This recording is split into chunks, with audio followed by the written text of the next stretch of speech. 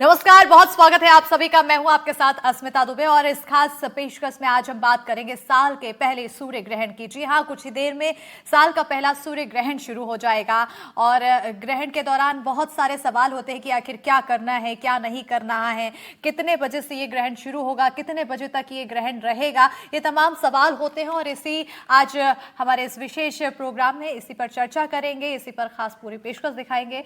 ये भारत में दिखाई देगा कि नहीं, इसलिए सूतक काल मान्य नहीं होगा, ये भी माना जा रहा है। देखिए, भारत में सूर्य ग्रहण जो है वो नहीं दिखाई देगा, इसलिए सूतक काल मान्य नहीं होगा, लेकिन ज्योतिष के लिहाज से खास है ये सूर्य ग्रहण। और सूर्य ग्रहण कुंभ राशि में और धनिष्ठा नक्षत्र में लगेगा। सूर्य के साथ एक राशि में राहु, बुध, शुक्र और चंद्रमा। कुंभ राशि में राहु, सूर्य और सूर्य की युति अशुभ मानी जाती है। तो ये तमाम चीजें इसके लेकर जानकारी हैं। और देखिए, जब भी अगर ग्रहण लगता है तो कुछ बातें होती है जो बहुत ही महत्वपूर्ण होती है, जिस पर विशेष ध्यान देने की जरूरत है। अब क्योंकि ये साल का पहला सूर्य ग्रहण है और आज कुछ ही घंटों बाद ये सूर्य ग्रहण लगने वाला है। भारतीय समय के हिसाब से दोपहर 3:26 पर ग्रहण लगेगा और सूर्य ग्रहण पर 64 साल बाद दुर्लभ संयोग भी बनेगा।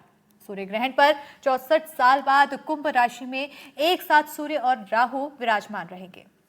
ये सूर्य ग्रहण भारत में नहीं दिखेगा और इसलिए भी सूतक काल मान्य नहीं होगा। हालांकि सूर्य ग्रहण बेशक भारत में नजर नहीं आएगा, लेकिन इसका सकारात्मक और नकारात्मक प्रभाव 12 राशियों के जीवन में किसी न किसी तरह से जरूर दिख सकता है। इसलिए ज्योतिष गणना के आधार पर आज हम साल के पहले सूर्य ग्रहण के प्रभाव को समझने की कोशिश करेंगे। साथ ही ग्रहण के वैज्ञानिक पक्ष सहित कुछ अन्य पहलुओं को भी समझने की कोशिश करेंगे। हमारे साथ इस पर चर्चा के लिए एस्ट्रोलॉजर सेवी सिंह जुड़ चुके हैं, ज्योतिषाचार्य शास्त्री नितिन त्रिवेदी जुड़ चुके हैं, एस्ट्रोनॉमर डॉक्टर प्रिया हसन जुड़ चुके हैं और ज्योतिषाचार्य डॉक्टर अल्पना मिश्रा मौजूद हैं। उज्जैन से हमारे पंडित अजय व्यास भी मौजूद रहेंगे। तो चलिए चलते हैं अपने खास मेहमानों की ओर। सबसे पहले आप सभी मेहमानों का बहुत बहुत स्वागत है एनडीटीवी मध्य प्रदेश छत्तीसगढ़ पर। और चलिए अब सवालों का सिलसिला शुरू करेंगे, क्योंकि पहला साल का ये सूर्य ग्रहण है। लेकिन खास बात यह है कि ये सूर्य ग्रहण जो है वो भारत में नहीं दिख रहा है। सेवी जी, आपकी ओर आना चाहूंगी। अगर भारत में नहीं दिख रहा है तो क्या इसका प्रभाव भारतवासियों पर पड़ने वाला है? खगोलीय अगर देखा जाए तो किस तरह से इस पर असर पड़ेगा, प्रभाव पड़ेगा? बिल्कुल। सबसे पहले एनडीटीवी के सभी दर्शकों को नमस्कार and thank you for your question Asmita ji. देखिए, ग्रहण की जो स्थिति है इस बारी, ये वलयकार ग्रहण जो है वो दिखने वाला है, जिसे हम रिंग ऑफ फायर भी कहते हैं, कि एनुलर सोलर एक्लिप्स भी हम जिसे कहते हैं। और ये कुंभ राशि में पड़ रहा है, जहां पर आपने अभी शुरुआत में ही बोला कि सूर्य और साथ में यहाँ पर राहु की जो है वो युति हो रही है। खास चीज आज की तिथि में ये भी है कि आज अमावस्या तिथि है, यानी कि यहाँ पे चंद्रमा भी रहने वाला है। और क्योंकि आज मंगलवार का दिन है तो आज भौमवती अमावस्या भी है। और साथ के साथ में मंगलवार के दिन आप देखिए कि जो चंद्रमा है आज वो धनिष्ठा नक्षत्र में ही भ्रमण कर रहे हैं, यानी कि ये जो ग्रहण पड़ रहा है ये धनिष्ठा नक्षत्र में पड़ रहा है। तो ऐसे में अब आज के जो योग संयोग बन रहे हैं विशेष करके, इसमें कुछ चीजें इंपॉर्टेंट हो जाती हैं। देखिए, ये ग्रहण जो है वो भले ही भारत में दृश्य नहीं है, लेकिन सूर्य तो पूरे ब्रह्मांड में एक ही है और सूर्य को वाइटैलिटी का कारक ग्रह माना जाता है, यानी कि ये आपकी आत्म का कारक ग्रह है। आपकी ऊर्जा, आपकी एनर्जी, आपकी पैशन, आपकी बॉडी में जो अग्नि तत्व है उसको बैलेंस करने वाला ग्रह माना गया है। तो ऐसे में इस ग्रह का जब ये ग्रहण की स्थिति में आ जाता है तो इसका जो प्रभाव होता है वो हर व्यक्ति विशेष पर पड़ता ही है। हाँ, उनकी अपनी कुंडली में ये ग्रह जो है वो कितना मजबूत है या वो कितना कमजोर है, उसके हिसाब से ये डिपेंड करता है कि उसका प्रभाव कितना होगा। कुंभ राशि में क्योंकि ये ग्रहण पड़ रहा है तो कुंभ राशि से प्रभावित जातकों पर, और 180 डिग्री की एक्सेस पे क्योंकि सिंह राशि आती है जहां पे केतु की प्लेसमेंट है, तो ये दो राशियों पर तो विशेष करके प्रभाव जो है इस ग्रहण का रहेगा। ये ग्रहण जो है ये 3:26 से लेके 7:57 तक रहने वाला है। भारत में दृश्य नहीं रहेगा, लेकिन जो अन्य देश हैं, और क्योंकि खास करके ये पश्चिमी देश की राशि मानी गई है जो कि एक्वेरियस का साइन होता है, तो पश्चिमी देशों में आप देखने वाले हैं विशेष करके जो प्रभाव रहेगा 45 दिन के अंतर्गत, क्योंकि 15 दिन के अंदर एक ही पखवाड़े में 3 मार्च को अभी चंद्र ग्रहण पड़ेगा जो कि पूर्णिमा तिथि पर है।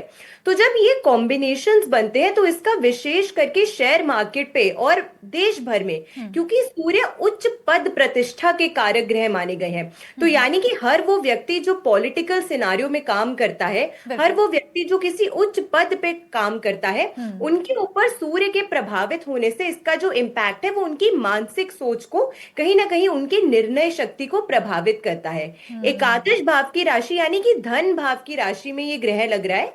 इसीलिए आप देखेंगे कि अभी 45 दिन के अंतर्गत का जो समय रहने वाला है, उसमें शेयर मार्केट में बड़ी उथल पुथल होना, या फिर दो ग्रहणों का एक साथ आने की वजह से हम्म। काफी सारे लैंडस्लाइड्स, आगजनी से दुर्घटना होना, इस हम्म। तरीके के जो नेचुरल कैलामिटीज हैं हम्म। वो भी बढ़ती हुई नजर आएंगी। घबराना नहीं है, लेकिन दान पुण्य के कर्मों को अगर आप करते हुए कोई भी कार्य में आगे बढ़ते हैं तो आपको अच्छा लाभ जो है उसको मिलता है। तो इसीलिए तांबे का दान या फिर गेहूं का दान अगर लोग आज के दिन करते हैं तो हम्म। ये बहुत अच्छा रहेगा।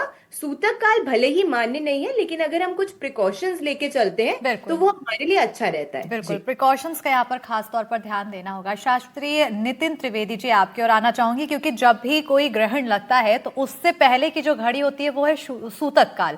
तो अब अगर, क्योंकि ये भारत में ग्रहण का प्रभाव नहीं है, ग्रहण नहीं दिख रहा है, तो क्या सूतक काल भी माना जाएगा?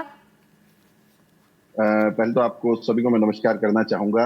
आप मेरे सभी प्रिय हैं और एनडीटीवी के सभी प्रिय को मैं नमस्कार करना चाहूंगा। यहाँ पे हमारे यहाँ पे देखिए, वैसे तो कहा जाता है कि जहाँ पे सूर्य या चंद्र ग्रहण जहाँ पे भी हो, दोनों ग्रहणों के लिए आपको कहूंगा, हम्म।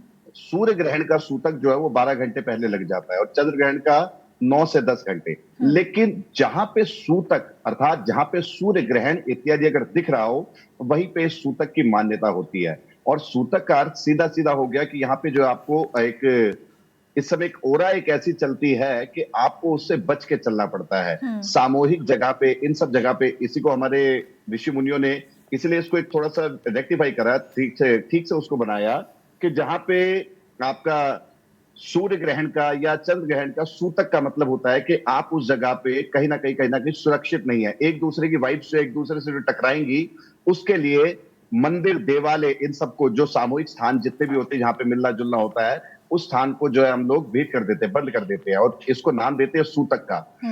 जहां पे आपको ग्रहण का असर होता है, ग्रहण जहां पे दिखता है, वहीं पे सूतक की मान्यता होती है। अन्य जगहों पे सूतक की मान्यता नहीं होती। तो ये एक बहुत ही महत्वपूर्ण जानकारी है, क्योंकि अक्सर लोगों को हमेशा ये भ्रम रहता है कि अब यहाँ सूर्य ग्रहण दिखेगा नहीं, लेकिन उसका असर कहीं ना कहीं रह सकता है। सूतक भी लोग मानने लगते हैं और फिर ऐसे में ये लोगों के बीच कहीं ना कहीं ये बन जाती है, संशय की स्थिति बन जाती है कि ये किया जाए या ना किया जाए। डॉक्टर प्रिया हसन जी, आपकी ओर आना चाहूंगी, क्योंकि इस सूतक काल का तो एक ये क्लियर हुआ कि वो उसका नहीं असर होगा, सूतक काल नहीं माना जाएगा, लेकिन ग्रहण का फिर भी किसी किसी तरह से प्रभाव देखने को मिलेगा। तो जैसा कि कुंभ राशि का बताया अभी सैवी जी ने, और उनके अलावा किस पर है जिस पर सबसे ज्यादा असर पड़ सकता है, कौन सी राशि, और अगर वो असर है तो क्या वो सकारात्मक है या फिर नकारात्मक है? जी, थैंक यू, शुक्रिया जो मुझे मौका दिए यहाँ बात करने का। लेकिन मेरी बात एक वैज्ञानिक के नज़रिए से है। मैं एस्ट्रोनॉमर हूँ, मेरी पीएचडी एस्ट्रोनॉमी में है। और ग्रहण जो है, ये एक्लिप्स जो है, चूंकि हमें मालूम है कि जो चांद जो है goes around the earth and similarly earth जो जाता है अराउंड द सन, तो ये घटनाएं ऐसे होते जब ये सब एक स्ट्रेट लाइन पे होती है। तो इसमें ये टोटली एक natural, predictable, harmless astronomical event है, जिसको हम लोग कोई भी उसमें कोई ऐसी स्ट्रेंज चीज या कुछ गलत चीज नहीं हो रही है। ये एब्सोल्युटली नॉर्मल चीज है ये, क्योंकि चांद यहाँ आ गया between the earth and the sun, इसीलिए आपको सूरज नहीं दिखाई दे रहा। तो वैज्ञानिक के नजर से एक्लिप्स जो है ये simply shadow of the moon falling on the earth है। आपको बस मून आ गया सूरज और धरती के बीच में। तो ऑब्वियसली चूंकि ये एक नॉर्मल चीज है, इसमें कुछ भी डरने की बात नहीं, कुछ है ही नहीं। एक तो इसमें कोई ना फर्क होता है, ना लोगों को, ना खाने पे, ना देखने का। यही प्रॉब्लम होता है कि चूंकि सूरज ढका हुआ होता है एक्लिप्स के टाइम में, तो अंधेरा हो जाता है, और जब सूरज निकलने लगता है तो सडनली ब्राइट लाइट आपके आंखों में आ सकती है। और इसीलिए लोगों को कहा जाता है कि जब ग्रहण होता है तो आंखों से मत देखिए, क्योंकि आपके आंखें के प्यूपल्स जो है अंधेरे से खुल जाते हैं और सडनली जब लाइट आती है तो आप आप ब्लाइंड हो जा सकते हैं उस वजह से। But other than that eclipse में बिल्कुल कोई चीज नहीं है डरने का, वैज्ञानिकी तौर पे इसमें बिल्कुल कुछ नहीं है। बिल्कुल प्रिया जी, एक और लोगों के बीच ये भ्रम रहता है क्योंकि जब भी ग्रहण लगता है तो ये कहा जाता है कि खाना उस दौरान नहीं बनाना है या फिर खाना नहीं है, तो क्या इससे कोई असर पड़ता है स्वास्थ्य पर? बिल्कुल नहीं, कोई साइंटिफिक रीजन ही नहीं है, कोई बिल्कुल ही नहीं, क्योंकि देखिए ये सूरज की रोशनी पे तो हम लोग जीते जागते हैं, राइट। ये टाइम में चांद उसके बीच में आ जाता है, लेकिन और कोई स्ट्रेंज रेडिएशन कुछ भी नहीं आ रहा हमारे पे, तो बिल्कुल कोई भी चीज का कोई प्रॉब्लम नहीं है। खाना पीना सब कुछ सेम ही है, बिल्कुल नहीं, वैज्ञानिक तौर पे यहाँ पे कुछ भी नहीं हो रहा है। बिल्कुल। डॉक्टर अल्पना मिश्रा जी हमारे साथ जुड़ी हुई हैं, ज्योतिषाचार्य हैं। ऐसे में आपसे मैं जानना चाहूंगी, यही जो सवाल मैंने गलती से प्रिया जी से पूछा था, क्योंकि प्रभाव मैं जानना चाहती हूँ, प्रभाव सकारात्मक है या फिर नकारात्मक, और किस कुंभ राशि के अलावा किस राशि पर सबसे ज्यादा और असर पड़ सकता है? सर्वप्रथम तो एनडीटीवी के सभी दर्शकों को मेरा हृदय से नमस्कार, और आप सभी मेरे मित्रों को भी हृदय से नमस्कार। आपने जैसा प्रश्न किया कि किस राशि पे ये सबसे ज्यादा प्रभाव देगा, तो सबसे ज्यादा सावधान रहने की जरूरत मैं वृश्चिक राशि के जातकों को बोलती हूँ, और कारण क्या है वो भी समझिएगा। क्योंकि ये 5th हाउस में वृश्चिक राशि के पड़ रहा है ये ग्रहण, तो जितनी भी गर्भवती स्त्रियां हैं वो विशेष रूप से ध्यान रखें, उनके लिए ध्यान रखने की बहुत ज्यादा आवश्यकता है। चूंकि यह ग्रहण कुंभ राशि और घनिष्ठा नक्षत्र में पड़ रहा है, मंगल का नक्षत्र है वो, और 22 फरवरी को मंगल यहाँ पर आ जाएंगे। तो ग्रहण के उपरांत सबसे पहले यदि कोई क्रूर ग्रह उस राशि में आता है तो उसका भी प्रभाव, दुष्प्रभाव देखने को मिलता है। तो गर्भवती स्त्रियां विशेष सावधानी रखें इस समय। तो वृश्चिक राशि के जातकों को ध्यान देने की आवश्यकता है। इसके उपरांत मैं बोलूंगी कर्क राशि के जातकों को, क्योंकि कर्क राशि के जातकों के लिए यह ग्रहण अष्टम भाव में पड़ रहा है, और अष्टम भाव चोट चपेट लगने का, किसी तरह की दुर्घटना का भी घर होता है। इसलिए कर्क राशि के जातकों को भी सावधान रहना चाहिए। और इसके उपरांत जैसा सैवी जी ने बता ही दिया था कि कुंभ राशि और सिंह राशि के जातकों के लिए तो विशेष सावधानी की आवश्यकता है, क्योंकि सिंह राशि में केतु पड़ा हुआ है और कुंभ में यह पंचग्रह का ग्रहण लग रहा है। एक बात यहाँ और विशेष रूप से बोलूंगी, मिथुन राशि के जो जातक हैं उनके चूंकि भाग्य स्थान में ग्रहण बनेगा, तो मिथुन राशि के जातकों का भाग्य भाव कुछ कमजोर होता हुआ दिखाई दे रहा है। भाग्य का साथ उनको कुछ कम मिलेगा, और पराक्रम भाव 3rd हाउस में भी उसकी दृष्टि रहेगी। तो जो भी वह कार्य करेंगे, जो वो पराक्रम करेंगे ना, वो भी थोड़े निष्फल होते दिखाई दे रहे हैं। कुछ समय बाद, 42 डेज बाद, 45 डेज बाद थोड़ा सा रिजल्ट उनको बेहतर मिलने लगेगा। तो किसी भी कार्य में जल्दबाजी ना करें, यात्राएं बहुत सोच समझ के करें मिथुन राशि के जातक। बाकी सभी राशियों में अगर मैं देखूं तो मेष राशि के लिए ठीक है, आय स्थान पर यह ग्रहण पड़ रहा है तो उनके लिए ठीक रहेगा, थोड़ा सावधानी से निर्णय लेंगे, बेहतर रिजल्ट मिलेंगे। कन्या राशि के जातकों के लिए तो बहुत ही बढ़िया है, क्योंकि रोग रिपु ऋण के भाव में यह ग्रहण पड़ रहा है, और इतने सारे भाई शत्रुओं के भाव में इतने सारे ग्रहों का आना तो शत्रुओं को कमजोर करेगा। बाकी सभी राशियों के लिए बहुत ज्यादा प्रभाव दिखाई नहीं देता है, लेकिन वृश्चिक राशि की वो महिलाएं जो गर्भवती हैं वो विशेष सावधानी रखें, कर्क राशि के जातक सावधानी रखें, और मिथुन राशि के जातक भी सावधानी रखें, क्योंकि भाग्य का साथ कुछ कमजोर रहेगा उनके लिए। बिल्कुल। पंडित अजय व्यास जी आपकी ओर आना चाहूंगी।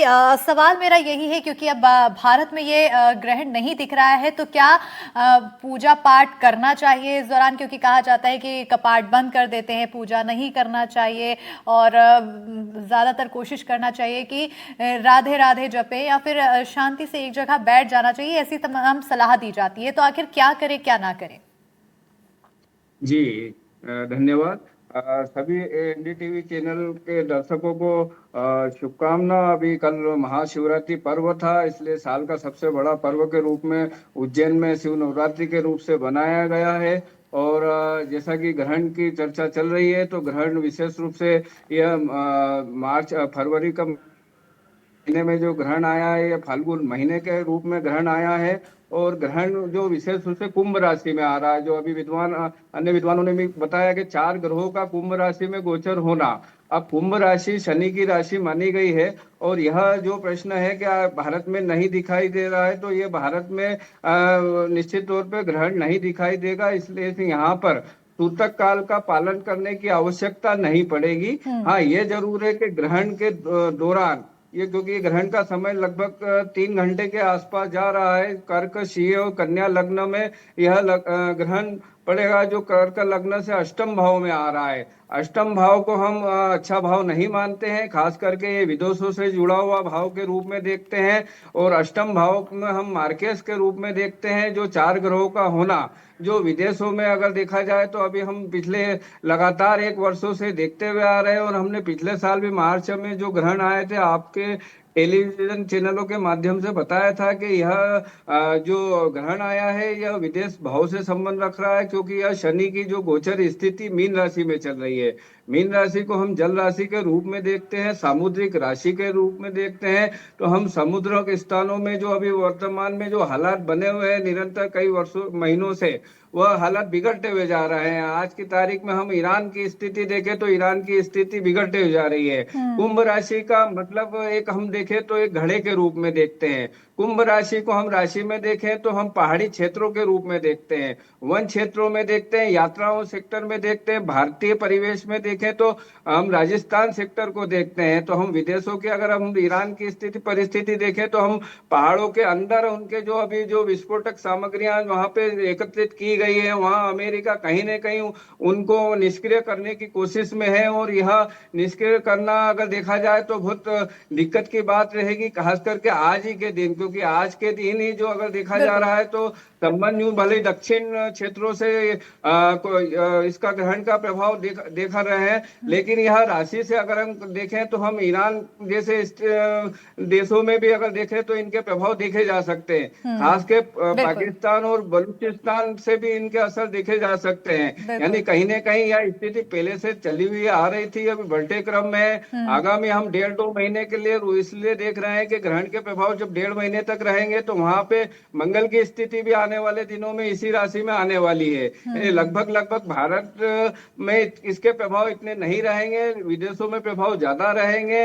आर्थिक स्थिति में अगर देखें तो जैसे हम पहले विद्वान ने बताया कि शेयर बाजार तो यहाँ ये धन भाव से संबंध लाभ भाव से रख रही है राशि, तो निश्चित तौर पे महंगाई कुछ बढ़ेगी और शेयर बाजारों में भी उलटफेर होने के पूरे प्रभाव देखे जा सकते हैं। इसलिए अभी ये राशि में जो आ रहा है वो ग्रहण विदेश में देखे जाएंगे, लेकिन फिर भी सावधानियां फिर भी रखना चाहिए, क्योंकि राशियों पे प्रभाव सावधानियों की, क्योंकि आप बात कर रहे हैं और उससे पहले सैवी जी भी इसी को लेकर बात कर रही थी कि अगर नियम कुछ पालन किए जाते हैं तो कहीं ना कहीं उसको टाला जा सकता है जो परेशानियां हैं। तो मैं समझना चाहूंगी सैवी जी आपसे ही कि आखिर कौन से ऐसे उपाय हैं जो अपनाए जा सकते हैं, नियम क्या कुछ पालन किए जा सकते हैं?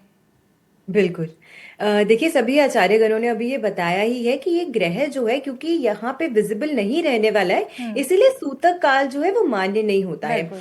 लेकिन जिन लोगों की स्वास्थ्य थोड़ी सी नाजुक है, जिन्हें लगता है कि रेकरिंग हेल्थ इश्यूज रहते हैं, बार बार प्रभावित रहते हैं बुरे स्वास्थ्य के कारण से, या फिर मानसिक चिंताएं जिन्हें अक्सर सताती है, या फिर जो लोग गर्भवती महिलाएं हैं खास करके, वो तुलसी दल डालकर अगर अपने खाने में अपने भोजन में ग्रहण करते हैं इस समय के दौरान, तो ये अच्छा माना गया है। देखिए, मैं एक खुद प्रैक्टिसिंग एस्ट्रोलॉजर हूं और एक यूथ का भी हिस्सा हूं, और इसीलिए हमारा शास्त्र जो है वो एस्ट्रोनॉमी और एस्ट्रोलॉजी को अलग नहीं करता है, वो एक दूसरे को एक का पूरक मानता है, क्योंकि हम ग्रहों की जो कैलकुलेशंस होती हैं वो एक साइंटिफिक कॉम्बिनेशन से की जाती हैं।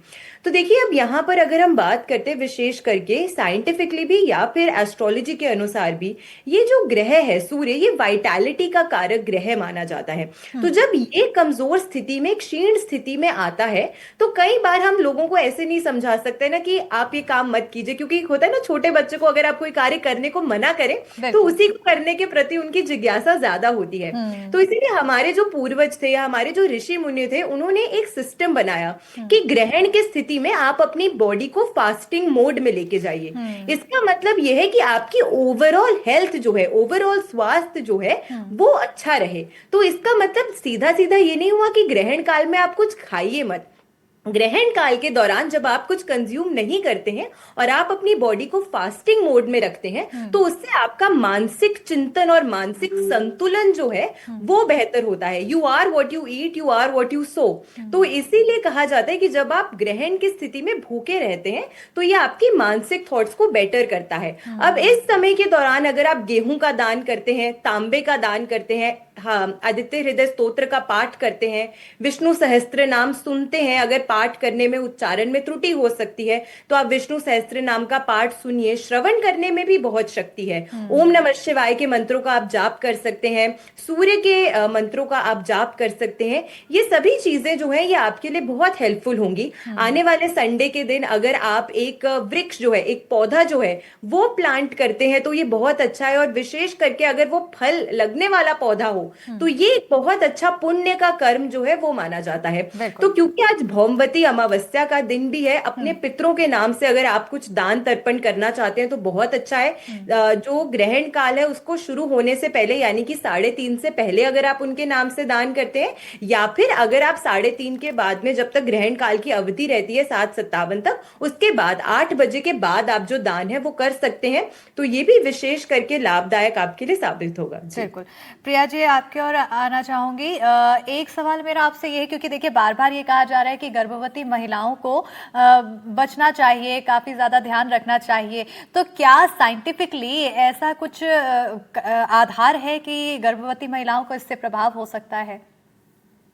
जी, साइंटिफिकली कोई भी फर्क नहीं है। गर्भवती महिलाओं को कोई करने की जरूरत नहीं है, कोई फर्क नहीं पड़ता एक्लिप्स है कि नहीं है, क्योंकि एक नेचुरल फिनोमिना है। जिस तरह से सन राइज होता है, सन सेट होता है, मून राइज मून सेट होता है, उसी तरह से ग्रहण भी होता है। और इसमें कोई खास बात नहीं है। कोई गर्भवती महिला को कोई भी किस्म के चीज करने की जरूरत नहीं है। बिल्कुल नॉर्मल लाइफ जी। नितिन जी, आपकी ओर आना चाहूंगी।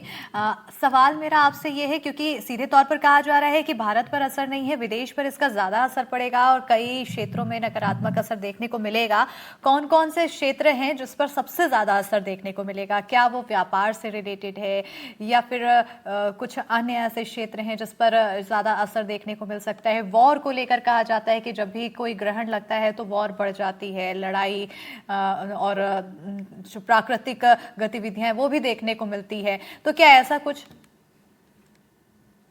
बिल्कुल, मैं आपको बताना चाहूंगा कि इस समय के जो है आपके, वैसे तो देखिए कई सारे हैं, जैसे आपका दक्षिण अफ्रीका हो गया, देशों के साउथ अफ्रीका के जैसे जिम्बाब्वे, बोत्सवान, मिंजोबिया, जिम्बाब्वे, तंजानिया, इन समय बड़ी ऐसी ऐसी विलक्षण हमें चीजें देखने को मिलेंगी कि इस समय यहाँ का जो है बुद्धि का विकार जो है इस समय इतना इनका बिगड़ा हुआ मिलेगा कि ये उग्र स्वभाव के इस समय आपको दिखाई देंगे। इनकी स्थिति जैसे कि हम देख रहे हैं कि चारों पांचों ग्रहों का मिलना हुआ है, साथ ही साथ जो है जहां पे सूर्य और शनि का इतना एक साथ रहना खतरनाक नहीं होता, उससे ज्यादा खतरनाक होता है सूर्य और शुक्र का एक साथ रहना, जो कि आपकी फाइनेंशियल स्थिति को, आपकी आर्थिक स्थिति को और आपकी अंतरात्मा को, दोनों को ही जो कचोटता है। और इसी कारण हमारे जितने भी आपको देश, जितने जहां जहां पे हमारे सूर्य ग्रहण दिख रहा है, वहां पे आपको निश्चित रूप से उनकी बौद्धिक और उनकी शारीरिक क्षमता में कहीं ना कहीं कमी आपको दिखाई देगी। और साथ ही साथ इनको अच्छे लेवल पे कहीं ना कहीं इनको लॉस दिखाई दे रहा है, जिसके कारण यहाँ की आर्थिक स्थिति खराब होगी। और आर्थिक स्थिति खराब होने के कारण हो सकता है ये किससे अपनी मदद मांगे या कुछ मांगे, और उस मदद के कारण इनको उनके ऊपर परिहास हो जाना पड़ जाए, उन्हीं के जो है साथ उन्हीं में मिलजुल के रहना पड़ जाए, अर्थात उनके गुलाम या ऐसी स्थिति में बनने की भी स्थिति बनती है। लेकिन अगर सशक्त अगर हो ठीक से, इस समय अगर ये अपनी बुद्धि का अगर साथ लेते हैं यहाँ के, इस समय पे कौन? बिल्कुल बिल्कुल बिल्कुल नितिन जी, आपकी आवाज़ यहाँ पर कट रही है। मैं जाना चाहूँगी अल्पना जी, आपके और आना चाहूँगी, क्योंकि ग्रहण के दौरान कहा जाता है कि कुछ विशेष मंत्र का जाप करें तो उससे काफ़ी कृपा रहती है और कोई भी जो नकारात्मक प्रभाव होना होता है उसका असर कम पड़ता है। तो कौन से ऐसे विशेष तौर पर मंत्र हैं जिसका जाप करना चाहिए? जी, जैसा कि मेरे सभी मित्रों बंधुओं ने यहाँ बताया ही, मैं यहाँ विशेष रूप से एक बात मंत्र बताने से पहले रखना चाहूंगी कि वे सभी जातक जिनकी मंगल की महादशा चल रही है या जिनकी राहु की महादशा चल रही है, महादशा या अंतरदशा, वो लोग विशेष ध्यान रखिएगा इस ग्रहण काल में, और स्पेशली 43 डेज में ध्यान रखिएगा और सावधान रहिएगा किसी भी तरह की यात्रा करने में, कि कोई नया डिसीजन लेने में उनको ध्यान रखना चाहिए। और जैसा कि आप सभी ने यहाँ पे कहा ही कि भारत पे चूंकि ये ग्रहण भारत में दिखाई नहीं दे रहा है तो भारत पे इसका प्रभाव नहीं होगा। बस यहाँ पे एक पॉइंट रखना मैं चाहूंगी, क्योंकि भारत की भी मंगल की महादशा चल रही है, तो कहीं ना कहीं इनडायरेक्टली, जैसे कि आप देखते हैं कि कोई चीज अगर गर्म है तो दूर से भी उसकी हीट महसूस होती है थोड़ी सी, तो इनडायरेक्टली भारत को भी कहीं ना कहीं उसका प्रभाव देखने को मिलेगा। भारत और अमेरिका के संबंध पहले से और भी खराब हो सकते हैं। अब आपने उपाय के रूप में जिस मंत्र की बात करी, तो मैं कहूंगी कि सूर्य देव का जो लघु अक्षरी मंत्र होता है, ओम घणे सूर्याय नमः, केवल इस मंत्र का जाप यदि आप इस ग्रहण काल में करते हैं, कोई भी जातक करता है, तो उसे इसका दुष्प्रभाव नहीं मिलेगा। और रही बात कि हमें किस तरह से उपाय करने चाहिए, तो जो भी सूर्य के दान हैं वो आप ये ग्रहण काल खत्म होने के बाद अर्थात 7:57 के उपरांत यदि आप गेहूं का, तांबे आदि का दान करते हैं तो आपके लिए लाभकारी सिद्ध होगा। आप यदि ये सब कुछ भी ना कर पाए तो भी आप अपने अंतर मन में बैठ करके केवल सूर्य देव की आराधना करें ना, बिना किसी मंत्र के भी करें तो भी आपको लाभ अवश्य मिलेगा। तो ये तमाम लाभ की बात आपने कही। प्रिया जी, आपसे एक आखिरी सवाल लेना चाहूंगी, क्योंकि समाज में ग्रहण को लेकर काफी डर बना हुआ है, तो एक अहम सवाल यही है क्या कि इस डर के चलते लोगों के बीच लोगों को मानसिक तनाव का भी सामना करना पड़ता है? क्या ग्रहण की वजह से?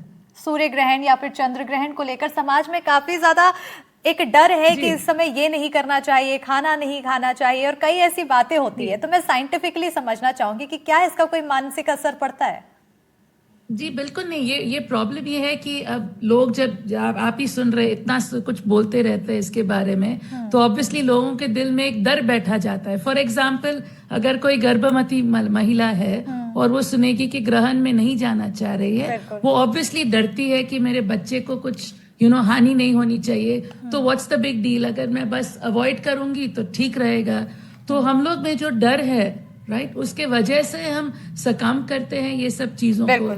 ऑब्वियसली ये डरने की कोई बात नहीं, जैसे मैंने आपको बताया, लेकिन लोगों को एक अंडर कॉन्फिडेंस रहता है, एक डर रहता है कि कहीं कुछ गलत कहीं ना ना कहीं अब डरने की तो बात नहीं है, और खासतौर पर क्योंकि इस ग्रहण का असर भारत में नहीं है, तो इसलिए और भी ज्यादा इसका प्रभाव माना जा रहा है कि पड़ेगा, लेकिन कम पड़ेगा। हालांकि कई जो विशेष बातें हैं वो ध्यान देने के लिए बताया ज्योतिषाचार्यों की तरफ से, और तमाम बड़ी बातों को ध्यान में रखते हुए ही इस ग्रहण के समय को अपना बिताइए। हमारे दर्शकों से यही दरख्वास्त है, और साथ ही हमारे साथ खास मेहमान जुड़े, आप सभी बहुत बहुत शुक्रिया। सैवी जी आप हमारे साथ जुड़ी, नितिन जी आप हमारे साथ जुड़े, डॉक्टर प्रिया जी आप हमारे साथ जुड़ी, डॉक्टर अल्पना जी और पंडिता अजय व्यास जी, बहुत बहुत शुक्रिया आपका हमारे साथ इस खास कार्यक्रम में जुड़ने के लिए।